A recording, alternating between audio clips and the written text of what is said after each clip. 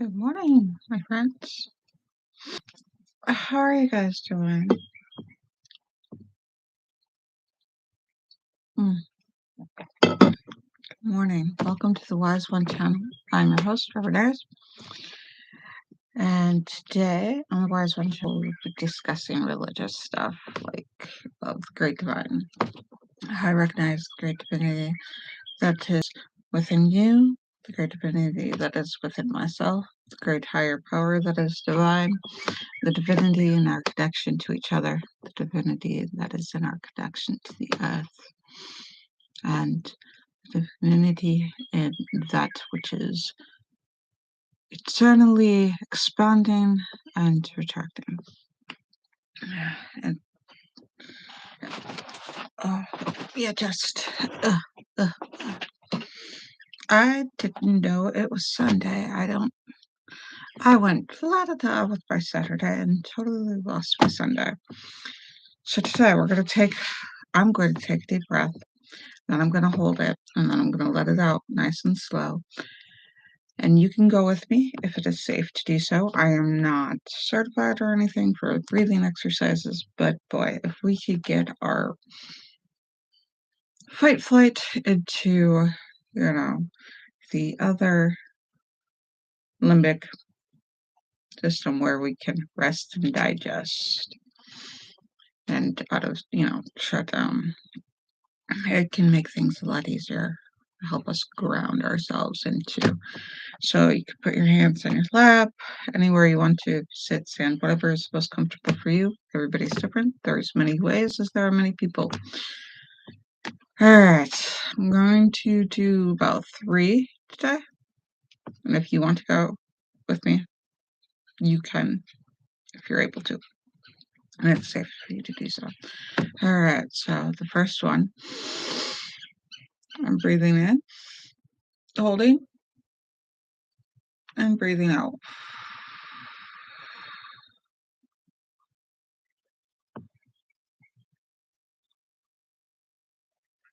Hold, breathing in, hold, breathing out.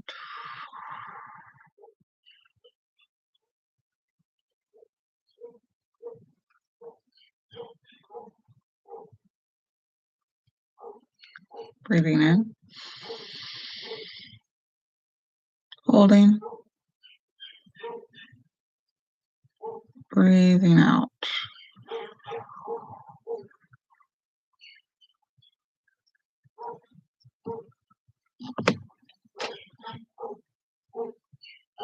Holding.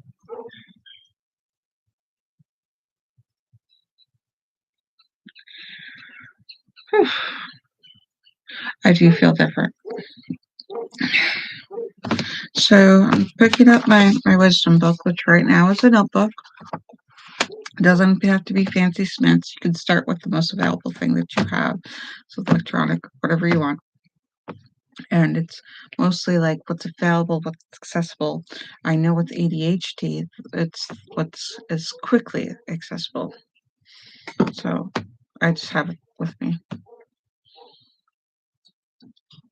That was in my doom pile, and I haven't let it go.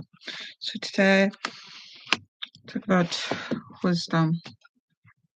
So a lot of things I focus on: mind, body, heart, soul, spirit, and I try to line them up. Um, so last week, I believe I covered some wisdom of the body, and we discussed getting sleep. What sleep is for each person is different, and we shouldn't judge or say should. So when I say we shouldn't judge, so not judging another person makes it easier for them to get what's right for them. It's a custom thing. So sleep is sacred for you, for the amount of sleep that you need, the type of sleep that you need, and what you can get. So we have nature sounds going on with dogs barking. Makes us feel like, But today is wisdom of the heart, how we treat ourselves. So these are emotional wisdoms and how we emotionally treat ourselves.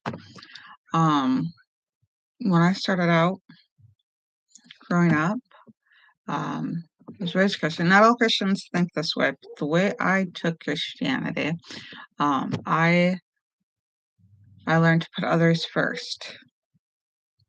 And as I got older, I learned to put my needs first, not necessarily putting myself first so that others are not cared for, but to put myself forward so that I'm able to take care of others. So it's a very different thing. I think a lot of it is it's been grounded into people take care of somebody else. Not just you, other people exist too. But your needs, if you're not able to attend them, or if that has its pros and cons. So if somebody else is taking care of your needs while you're taking care of their needs, then it's a system that's working. But I didn't have that. Nobody took care of my needs. Nobody knew my needs. I didn't know how to communicate my needs. So learning to take care of my needs so that I can take care of others, so that I can have the full battery, because my kids require me at full battery all times as much as possible for me to help them with their functions so they can get their full battery. And so emotionally regulating with autism and the ADHD,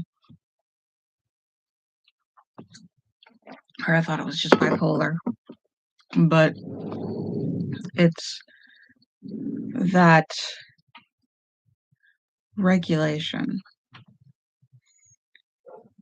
is not necessarily like, oh, you have to be a steady calm.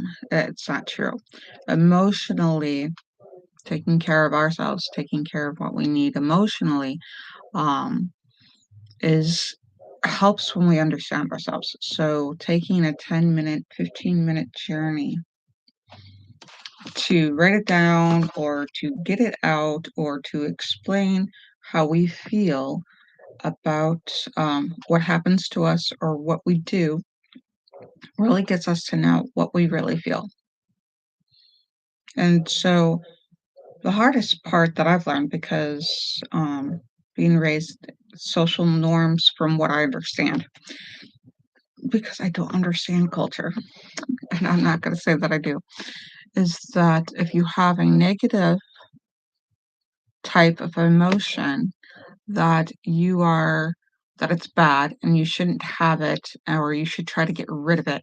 So if you feel jealous or you feel anger or you feel a type of sadness, I feel that it's been shunned. So getting to know my shadow self, or shadow work in witchcraft, um, is very important. 10 minutes, 20 minutes when you have you time. But don't spend every time that you have you time doing this, because then your body gets this anticipation that I'm about to have me time and I'm about to go into the parts I don't like about me. So every so often, go into the happy stuff about you. And it's best if you can, if you have these resources, to sit with a licensed therapist who will help you make sure that you stay healthy in your thoughts. Through this, it's best. But I like to go through and say, oh, this happened, so and so did this.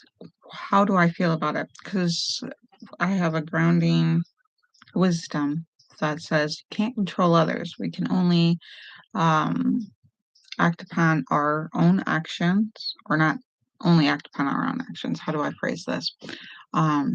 We have the ability to influence our actions, or to not do anything, or to influence our inactions, and those are powerful.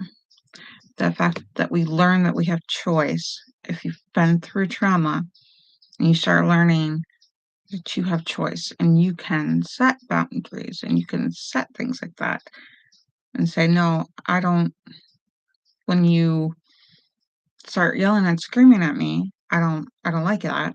You need to leave or I will walk away. So the boundary is don't yell and scream at me. Keep your volume down. Respectfully, that person might not be able to control their volume. That's not your problem. A healthy boundary would be to say, all right, I will leave, or you can leave, or, if you're going to yell at me, this is what's going to happen where there won't be any more, where I won't be yelled at. I will leave, you leave, or we can come back when you're able to calmly talk or calmly or use a calmer volume. That's an example of a boundary. Or an example of a boundary is, hey, call before you come over, or, don't answer the door, lock the door, call the police, whatever. Depending on, I've been around people who don't respect the boundaries and wondered why I was being gaslit, like all the time, anxious, anxiety, like people cross these boundaries. Um, Question is, did I set clear boundaries? Did I follow through with boundaries? That I could check. So, can I enforce my boundaries? And if somebody doesn't, what are the consequences that I can dish out? Because your boundaries are an emotional strength. And it has to be healthy boundaries, not like I'm never going to do dishes. Be like, well, this is a problem when I do dishes, and I don't want to be the only one doing dishes. Or I feel, to be like, I'm too exhausted during the day to do the dishes. Can, I would be able to do dishes on the weekends, help out, or something like that. Knowing yourself, knowing emotionally if the other person is being harmed by your boundary, that's not a healthy boundary. Or if the other person recognizing what harm is and what seems like harm but isn't harm. Like what I perceive is the person's hates me, or not necessarily that they do or that it's going to happen. Um so what you're looking for is where it's not so much people pleasing, like making sure everybody's happy or that you're the happiest and that they have to suffer. Boundaries and your emotions, that you get your needs taken care of, shouldn't come at the cost of the children. As a parent and a child dynamic, or I'm sorry, the other person, like in a child or parent dynamic, the parents shouldn't have to suffer they have to keep quiet so that the child's emotional needs are taken care of. Going ahead and finding something that will help the parents' emotional needs while they're helping the child's emotional needs. Um, that makes for a healthier thing, because if you don't see the long term is that kid is going to that subconscious recognizes, oh, my emotions only matter while I'm young. So my emotions don't really matter. It's just my young emotions matter because I'm going to grow up, and then I'm going to be the parent and my emotions won't matter anymore. So that kid that we're so worried about making sure that their emotional needs are met at the cost of the parents, they're not going to work. And just like the reason why we're saying kids need their emotional needs met is because the parents were getting their emotional needs while the kids were suffering. And that didn't work out very well because those kids grew up and they had to take care of their parents, and then they had to take care of their kids, and they got their butts all walked over, and all this stuff. So what it is when you set an emotional boundary or you get work to get your emotional needs met, that has to be on equal setting. And compromise, if you have to compromise in order to get so that you both have your needs met. So when you're tending to your emotional needs and making sure that your emotional needs are met first so that you can go get things done, kids will learn, okay, don't bother mommy unless it's an emergency for, 15, 20 minutes. If they're capable, they can come to terms with that and they'll grow into learning, okay, this is not an emergency. I can let this go.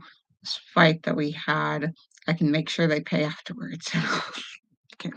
Um, I can make sure mom and dad punish them afterwards or whatever. But if they're not able to take care of themselves, making sure you have somebody that can tend to their needs for that 15, 20 minutes or hour or whatever it is that you need me time in order to take care of the things that you need, your basic needs or your emotional needs. Then go, because make sure that somebody's watching them. That may or may not be difficult depending on what situation you're in.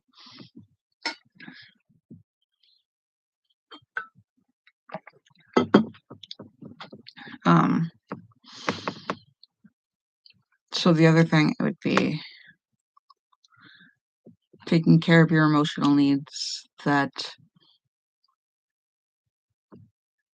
I had it. I had it. It's gone. I had a thought. I'll come back to this thought. So, the 10, 15 minutes. So if you sit there with your journal, okay, I've gotten to it. All right. So you sit there with your journal or whatever you do or whatever you need in order to get out, even if you're sitting here in front of a video, or some people it's easier to chat. Some people that's being watched is the most difficult thing. So writing it down would be easier. Drawing pictures for some people, playing music for some people. Find your creative and get your outlet. Somebody screwed you over. You can't control them, so how do you feel about that? Understanding how you feel, understanding what you want to do next time you're in that situation, because just because you come to terms with it doesn't mean that situation won't arise again in some other fashion. So you've been screwed over and you want to find something that's akin to forgiveness, or you want to find something, knowing what you feel about it, even if it's ugly like jealousy, even if it's ugly like anger and sadness. Why did you get angry? What did that stem from? Why did that happen? Just keep asking why or how that made you feel. Just why? Just keep answering why. Just keep answering. Okay, why did that make you feel? Because, and then sometimes, usually, the interflections that I find, because I felt powerless. I felt like I should have been able to do something. I feel like I'm letting people walk all over me. I feel like, you know, where's, what can I do about it? So learning what it is and then going and finding out what you can do about it and what kind of things that you want to do about it usually result in, because it could change anytime. Something else can change. You could do that action and then something unexpected than what you thought would happen can happen, and then you start picking up. It's possible that you could start picking up pattern recognition on actions and inactions and ways that you want to handle things and understand, this is how I want to handle people being uh, cruel to me, or people being um, something that's out of my control. Because wouldn't we all love to just go in and be like, hey, no, you come back here and take care of this and do this thing, and have them all come back and right their wrong. But some people feel like this is wrong. Other people feel like, no, this doing that is perfectly normal and right. Yeah, you could put your feet up on the table. I feel like that's wrong because I feel like what's on the bottom of your feet should never be at a place where you may have food. I Food only goes certain places, and certain things can come in contact with the things that come in contact with your food. Because we have gotten through so many pandemics and epidemics and diseases and things that we no longer sit there and eat at the pigsty in there with the pigs and the chicken doo-doo. We wash our hands before we put food to our mouths. It's just, would be nice. Fecal matter does not go with your food. Um, it's not like that bubble where you have disease-free people going in and all resources are clean because it's in a totally, not aesthetic. What's that word for? Totally sterilized environment, sterilized bubble, and nobody gets sick, like, ever. Because, like, totally scrubbed clean people with hardly any ever they have no disease whatsoever. They go into this bubble. They don't contract diseases that happen way back then all the way up here, the viruses that are plaguing mankind and all the animals, and possibly our fungi. I don't know. I haven't looked at the research of any diseases that plague the fungi or the different kingdoms, classifications. But emotionally, because we're a living organism of society, so how you're doing affects how other people are doing, and how other people are doing affects how you're doing emotionally. But only showing positive is not healthy for the other people in your society, because when they get a negative feeling, just like you get a negative feeling because you're a human being with feelings, and that's just our design, we can show them, oh, I'm sad. This is how I'm dealing with my sadness. And find out that they try that later, like they write it down and their songs are beautiful, or they express it through coloring, or they express it through the things that they need to get it out, and they find that, oh my gosh, this is such a beautiful way of expressing my sadness, and it starts to feel more complete. I feel more complete as a person.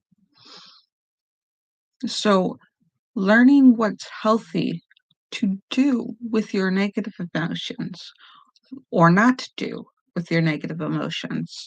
I avoid, you know, people because I'm not sure yet what I would do. I'm afraid that I would hurt people, type hypothetical hyp- scenarios would be like I go in and I just kind of sit with myself and feel the feelings.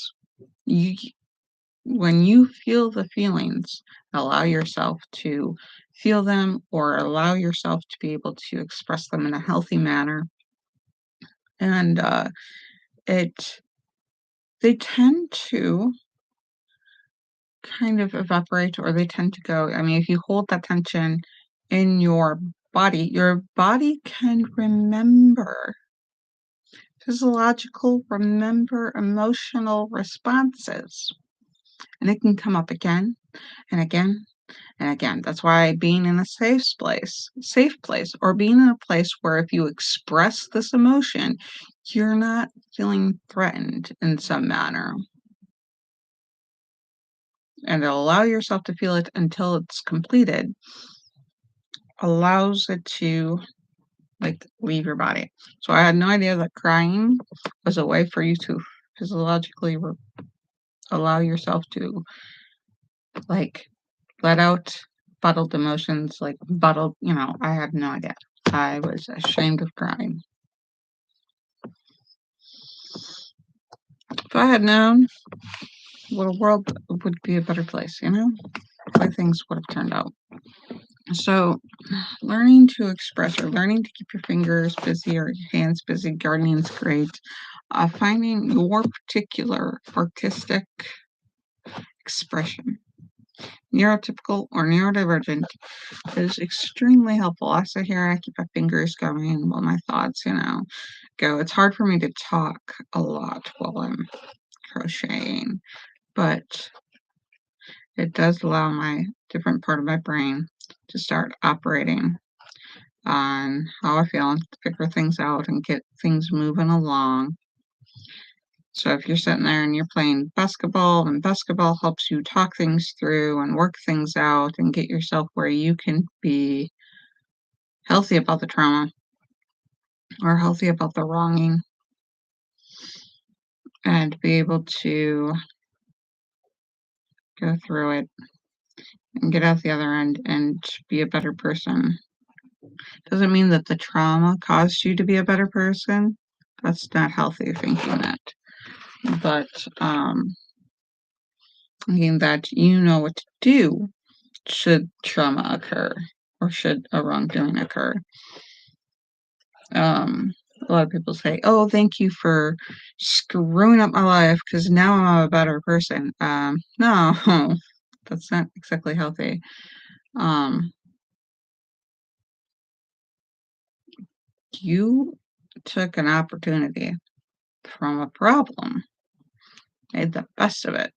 So a lot of times when we say it's going to be okay, it's not so much that bad things won't happen. It's we will get through the bad things in a way where we can thrive at the end. Not the bad thing that happened. It's our ability to cope with the bad things. So our way to deal with them or to deal with them or to let them lay so that they can um like a mistake or a trespass pass. Well, they just made a mistake. If they're able to correct themselves after that or come back and apologize and say, I know that I wasn't supposed to yell. I'm sorry that I yelled. So I'm working on talking instead of yelling.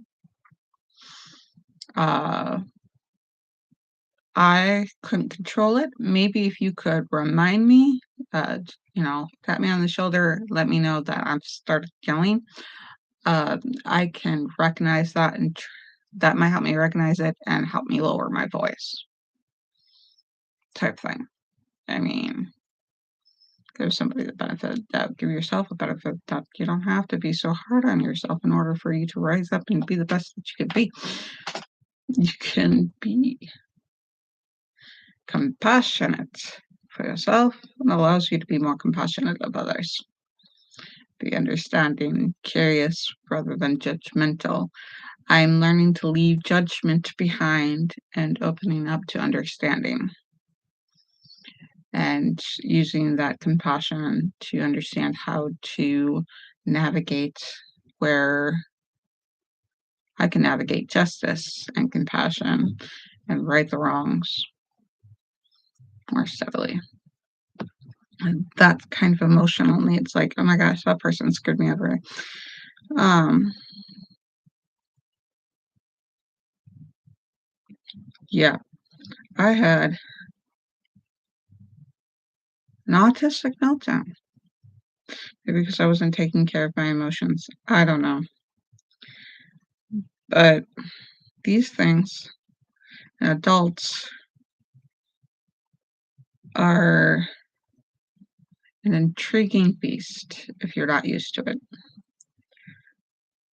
And I would love to tell you all about it, but I still am learning not to feel guilt, but to feel more understanding and less shame and more like, okay, this is what I can do about it for the future and get better and better um, at healing my meltdowns or healing so that I have less meltdowns and more proactive means if I need proactive needs or knowing, understanding my emotions and understanding my emotional needs, getting my emotional needs filled with before a meltdown comes with the best way possible.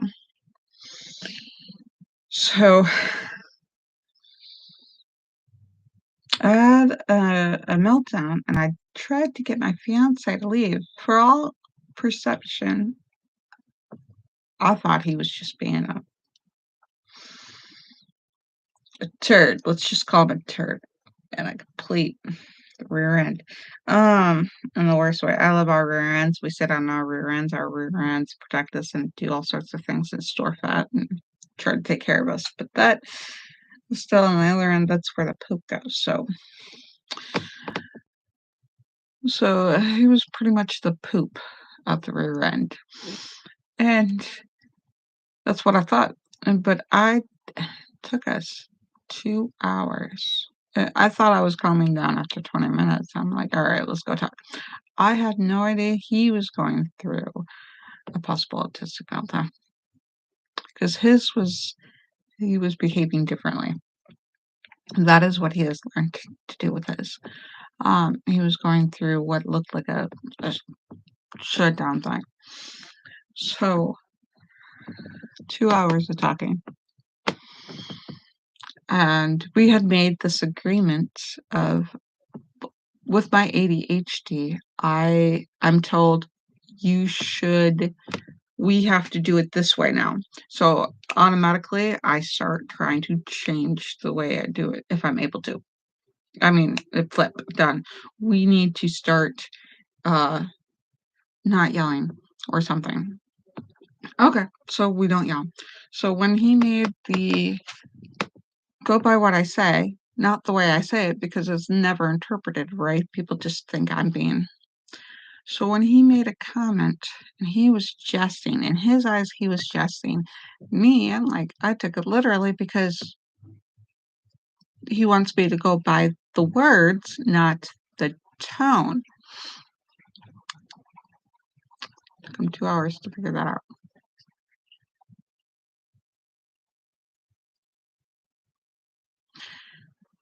And he apologized straight up. As soon as he realized that, he apologized.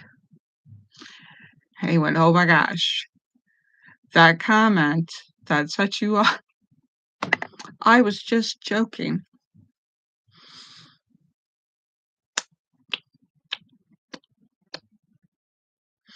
I said, I'm sorry that I let it escalate so much. I should give you more benefit of the doubt that you don't mean malice intent or that you don't mean something mean. I should verify. He said she could have verified. The thought hadn't occurred to me. That was some elusive puzzle piece that was not in my solar system. So now I'm going to put in more checks. Or you really mean da da da da da when you say da da da da da. I'm hearing you say da da da da da. Do you really mean that? So hopefully we can avoid meltdowns at those points in the future because grown up meltdowns are not pretty and it's physiological and we can't control them.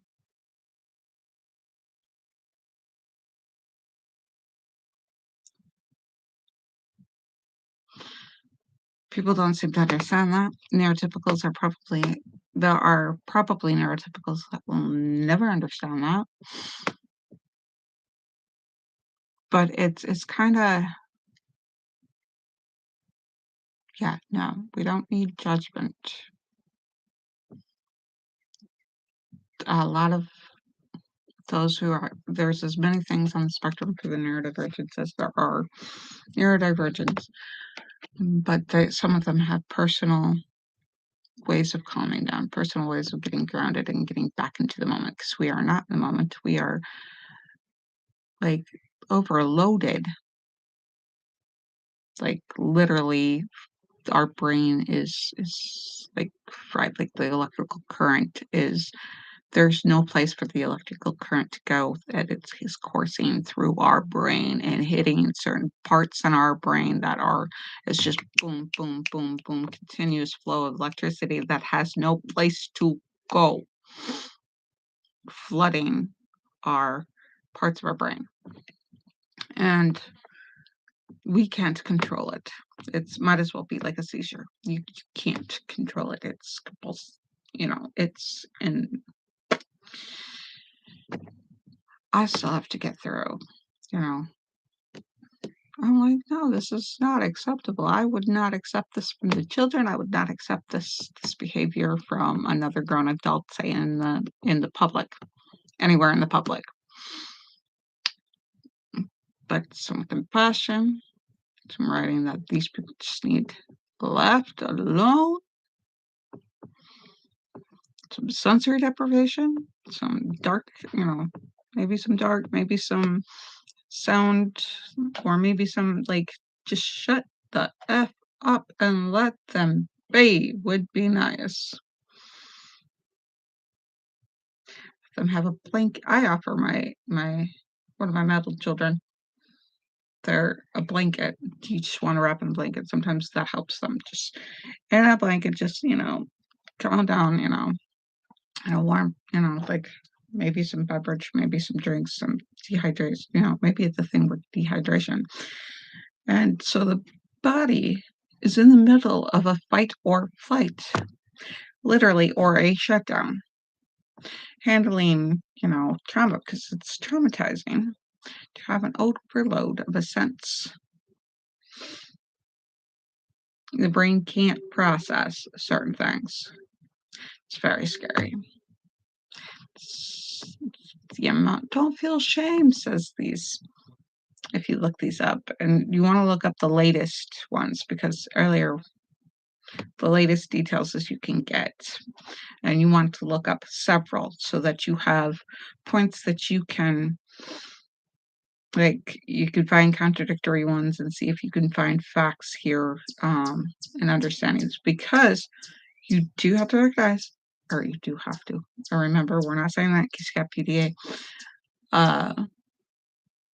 When you read them, and you look at this, taking a moment to remember that somebody on the spectrum is in a spectrum and may handle differently and different symptoms for autism.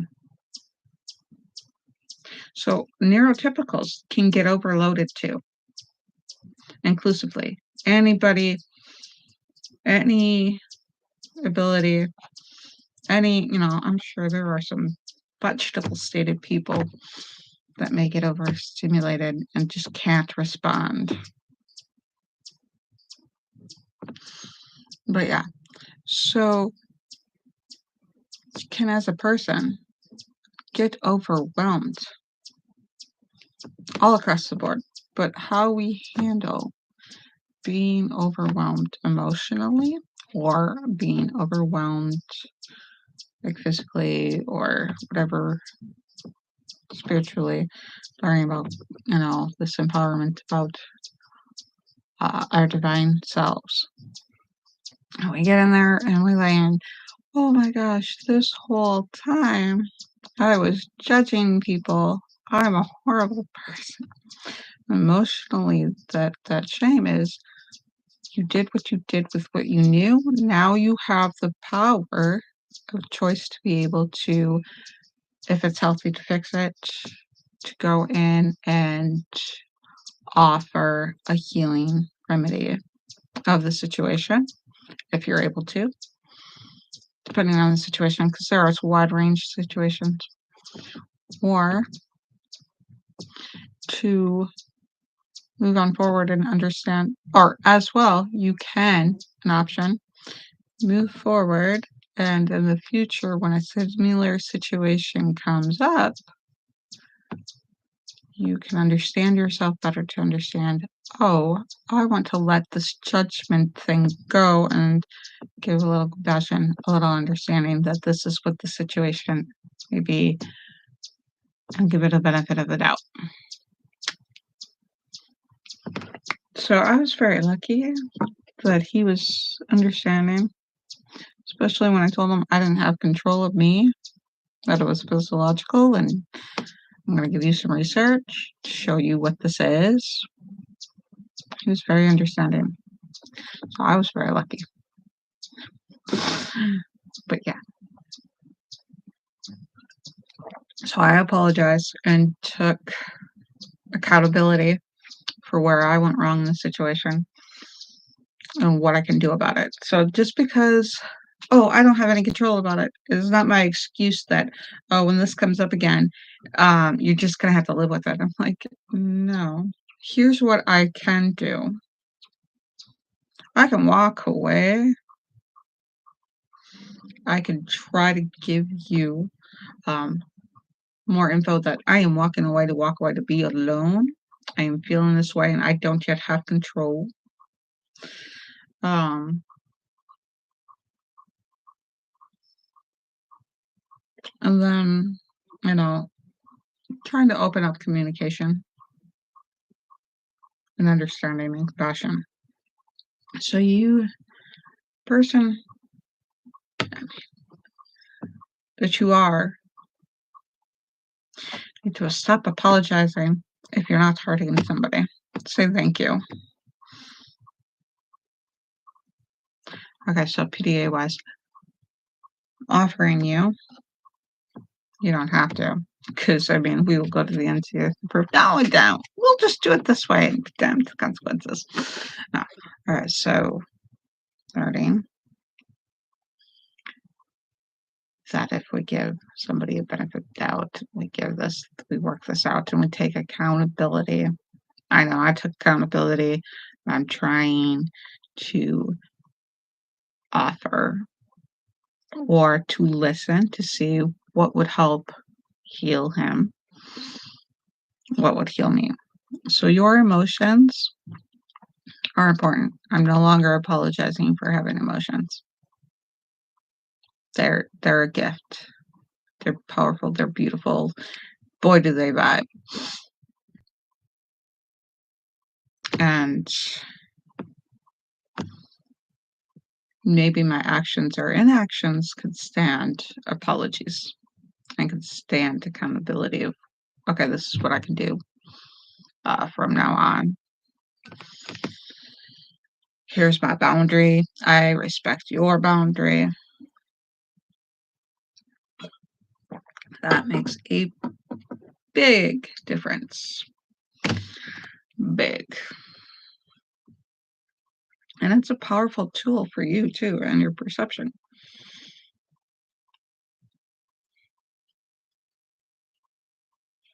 So yeah, emotionally charging ourselves is interesting. So what we do with emotions that we may have been bottling up and charging, the way we let them out or express them is extremely powerful and can be extremely beautiful too. So sadness, anger, rage, hate, all that stuff, all that love, beauty, passion, all the feels.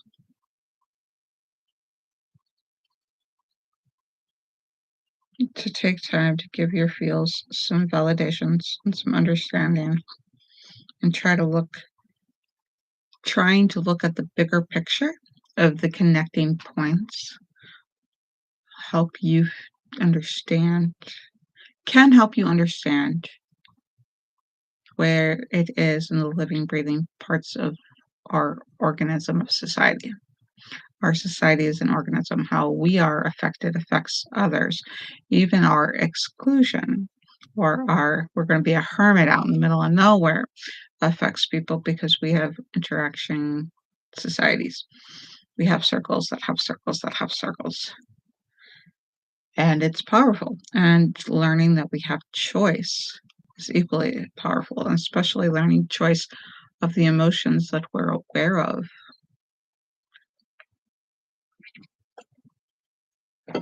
Um, really help.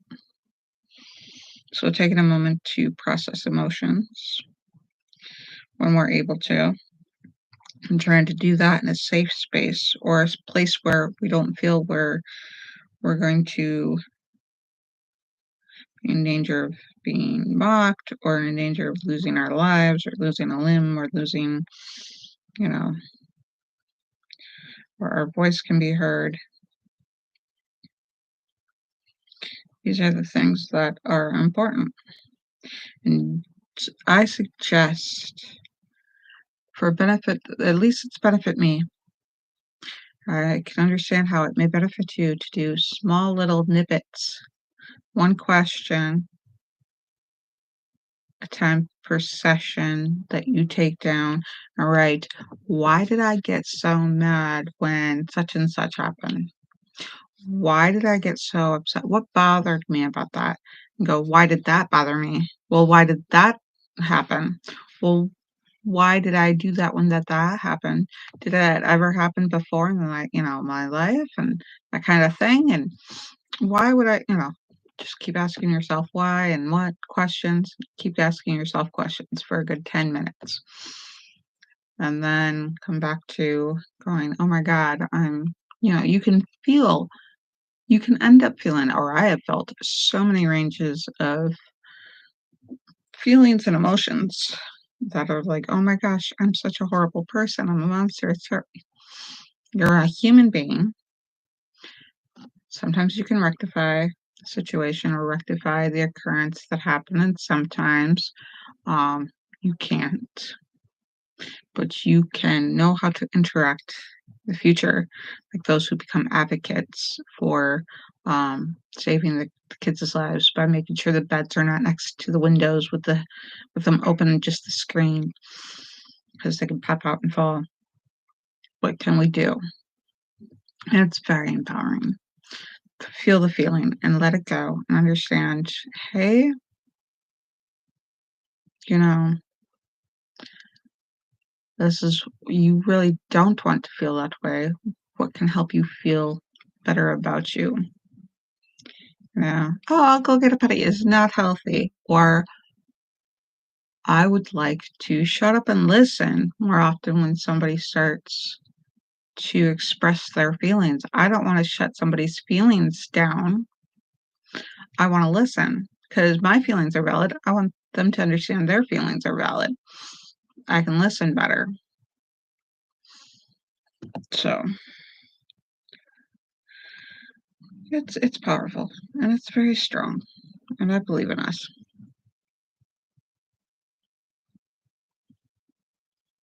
I mean, who that might help? People who get mad easily and who feel like they're manipulated easily and who get mad like all the time. I get mad less and less. I've been on this healing journey and I feel I've suffered less and less. But it happens where yes, I've made a lot of progress, but then I have off days or bad days where the progress feels like it's completely undone and I'm two steps back in order to take a half a step forward. Those I have felt defeated by those. I have kept going, and the progress feels a lot better. Um, can I still get depressed? Yes, but do I keep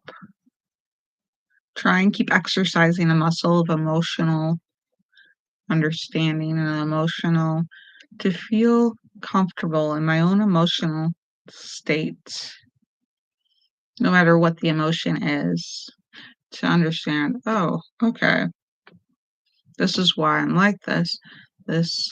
I want to do this instead, and getting myself to the point where I can do that. I hate the house. I feel bad about it being a mess and unorganized and da da da da da da. Well, I can feel about that. I can feel defeated, overwhelmed. Um, but if I don't feel that feeling, I'm more likely to be more overwhelmed, more depressed, and more upset. And I can't get to that part that does the doing, the action part that gets into the cleaning. So I go, okay, that's not what that was. What's the next thing about what I can do? It's not because I don't have time. Oh, it's because other people are here. No, it's because every time didn't clean or whatever, had to mess, My mom came in, picked through my toys. Okay, I had a mess. It wasn't all my toys went into a bag like some parents do. No, she picked my favorite toys. She looked at my face. Whatever her intention was, she saw that I had an emotional attachment. It went into the bag and she threw them. She put them away.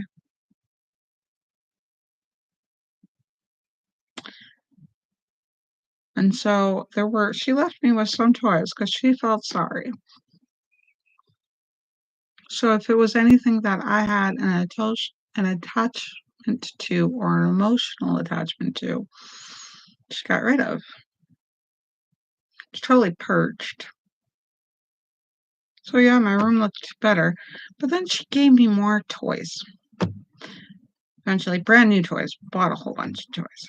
And whatever lesson she was trying to teach me, she missed her mark. Like you wouldn't believe. God rest her soul. I don't think she was. I think she had an intention that she was just missing her mark. Her intention, I want to say, was the best for me, but I don't know because she's not here to ask. She, may her soul rest in peace. I don't hold ill, intent. But I was just a kid. I didn't know any better. And so had she shown me, oh, this is a way that I clean. I set a timer at such and such time and straighten up and attend to my doom piles, that these doom piles are something that ADHD people do across the world. It's not just an American society thing to do. It's a genetic thing. It's beginning to sound like a nature thing or a genetic thing rather than a or nurture thing. So that was me making doom piles and having messes. And we do it for a reason. So learning to emotionally understand that, hey, sometimes this is a human response. Oh, then take accountability. Be like, oh, that can be healthy if we, oh, doom piles, set a time, look at it from a perspective that's healthier, like, oh, I want to go treasure hunting, look through my doom pile and put things where they go and feel really, really good about finding a place for it. Like the same kind of feel good when you get a sale and you get an item and it's on sale and it's the best deal ever. Like that item is never that cheap. That's like $1 for that shirt. Yeah. And it's cute and it goes with my wardrobe and I have a piece that go with it. That kind of thing. So finding that, finding the home, being able to reflect on, oh, I got this space and it's so sacred and it's so this whole space is great. So and I love it and I keep it and yeah. But is it where is that something I should feel shameful for? No. But it's okay that I did feel shameful for it. I understand now. I'm going to let the shameful feeling go because, yeah, okay, that's because I thought I was doing something bad, but oh, now I understand it's something that everybody does. I have the energy to put into, oh, I can just go do the thing where I clean it up. But if you're so busy putting so much energy into the emotion of shame and guilt, your body shuts down sometimes. For ADHD, what can happen is that there's a shutdown and you're incapable of cleaning that particular mess that is bothering you so much. So it's the opposite of what you want to do, of what you want to bring you peace and happiness and endorphins and things that we so just try to desire. The pursuit of happiness. Believe we still have the ability to pursue happiness, and just sitting there in guilt is not pursuing our happiness. Being able to feel feel like, oh, this is where the guilt comes from. Oh, this is where the shame comes from. Oh, I'm just a human being. Some of y'all don't get to have that. It's a luxury. And that needs to stop. Everybody, it needs to stop being a luxury to be able to feel compassion for yourself.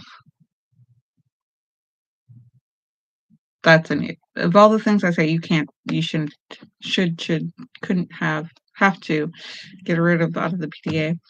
No, that's a need. Which would be the opposite in PDA. It'd be like, oh yeah, you think we need to, that the demand that we don't, guilt, letting judgment go. That part of the brain being too loud, instead of having this part of the brain start working and being, hey, creatively, let's do this. Okay. That part that judges you, to judge the fact that it's judging, and be like, we're gonna let that go. That all can have a healthier ending for some, depending on what your situation is and who and what you are. My gosh, if I decide to actually take time to do this, it can really come a lot. But looking at the time, I want to accomplish certain things. So I'm going to let you guys go. Tell you how much I love you. And I will see you Monday. But I won't be talking about religious stuff Monday, hopefully. Guys, just the podcast. So love you guys. Love you, love you, love you. Hit the like button, hit the subscribe button, interact with YouTube, because I found out this is what I want. I want to be home. Be nice if YouTube could give me that. Get on to Patreon, get on to all that other stuff, build an audience. So many subscribers. Yeah. All right. Love you. Love you guys. Love you. Love you. Until next we meet, have a good one.